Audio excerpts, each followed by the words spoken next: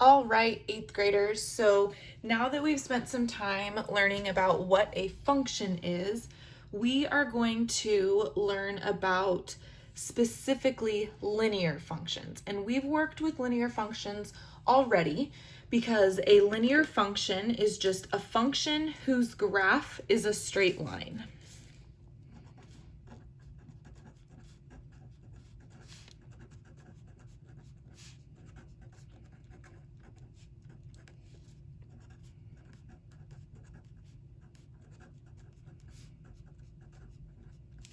So all of those equations that we've been graphing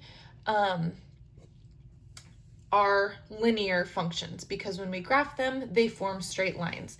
So we're going to talk about what it means to be linear from a table, from a graph, and from an equation.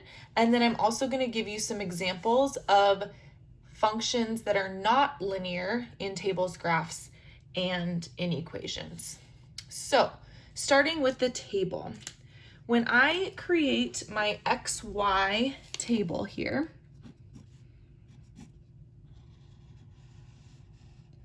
what I'm going to notice is that in order for it to be linear, the X and Y's must go up by the same thing.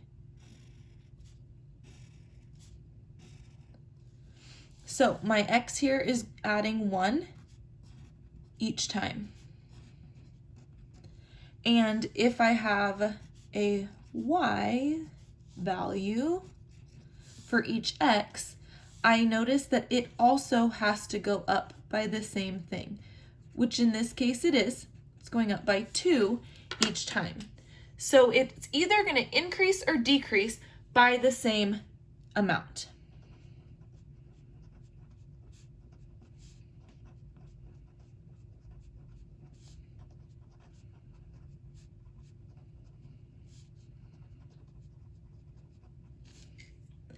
Whereas a non-linear function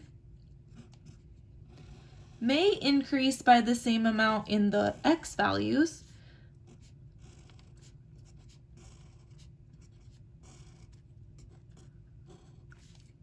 but in the Y values, it increases by different amounts. So this is going to go up by 3, by 5, by 7.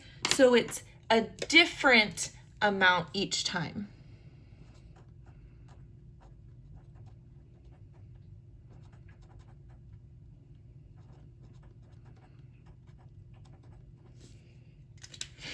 Okay, now when we talk about the graphs are actually defined by a linear function. It is a straight line. So when we have linear function graphs, they could start anywhere, they can be going in either direction, but what we know is that they are straight lines.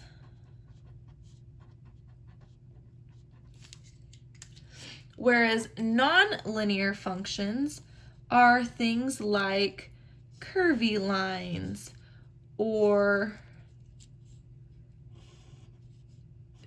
U's, or we could have even V graphs. Anything like that is nonlinear because it's not straight. And then when we talk about the equation, we know from previous that our equations have to be able to be written in y equals mx plus b form or slope-intercept form. So anything like y equals 2x or y equals negative 3x minus 4 or y equals 1/2 x are all in that linear function form because they have a slope. And in this case, the y-intercept is just 0, but they have a slope and they have a y-intercept for each. And then things that are functions but are not linear are things that have like exponents.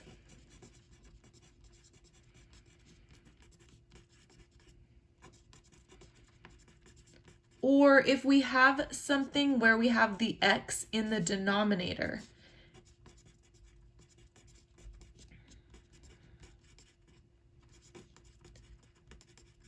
those are not linear functions because they will form graphs that are not straight like those.